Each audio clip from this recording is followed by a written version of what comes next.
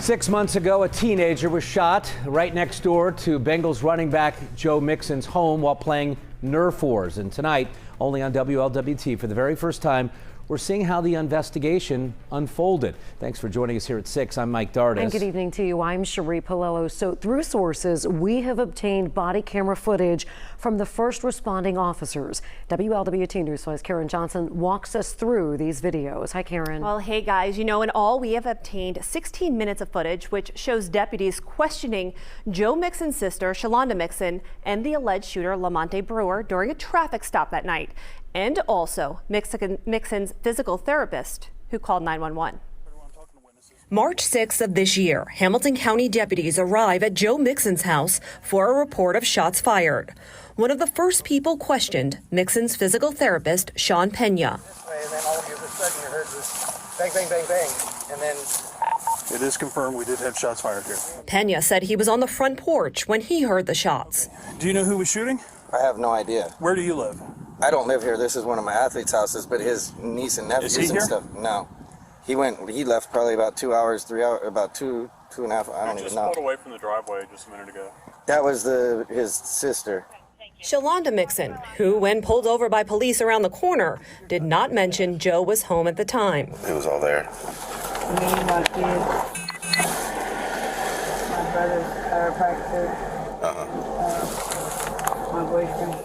Investigators say she and Lamonte Brewer jumped in her car and left the crime scene, where a 16-year-old boy who was playing Nerf Wars had been shot in the foot. Now we have a juvenile that's allegedly shot in the foot. Oh, God. Your car was given as a description as leaving the area. They both denied hearing gunshots.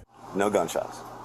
You didn't hear 935. I didn't hear anything, but they were saying there was some suspicious people or something around the area or something. When deputies opened the trunk and unzipped a bag, they saw a gun. That if it's a toy, it's enough to get you. I mean, it looks real enough. The gun looks just like the rifle investigators say the teenager was shot with. Brewer was later accused of shooting the teen and charged criminally. Shalonda Mixon also faces criminal charges in this case. Prosecutors say Joe Mixon did not commit a crime. He and Brewer, though, have been named in a civil suit filed by the victim's family seeking money. The family claims Mixon not only owned and provided the ammunition used, but they say in the suit Joe Mixon had been talking to the kids playing Nerf Wars 15 minutes before the shooting. And I did reach out to attorneys for Joe, Shalonda, and Lamonte Brewer. Only Joe Mixon's attorney, Todd Flagle, responded, saying Joe is confident that during this process, the allegations and claims against him will be properly scrutinized, but otherwise has no comment. Mike. Karen, just to clarify here, didn't prosecutors say that, in fact, Joe Mixon was home during this shooting? Yes, Cherie, let me go back to the indictment. According to the indictment, surveillance footage from Joe Mixon's home shows both Brewer and Joe Mixon in Mixon's backyard, and then Brewer firing multiple shots at the teenager. The indictment also states video shows Shalonda Mixon was seen collecting shell casings from the yard before taking off in the car with Brewer. Again, though, prosecutors have said Joe Mixon did not commit a crime and he is not charged criminally.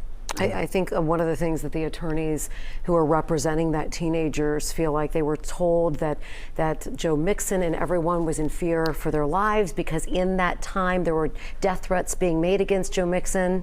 And I was at that press conference with prosecutor Melissa Powers, and that's what she said as well, that could be one of the reasons, or she actually said Mixon said he was in fear for his life. All right, Karen Johnson, thank you. If you missed the stories at 5 and 6, check out our website, WLWT.com. Karen, good stuff. Thank you.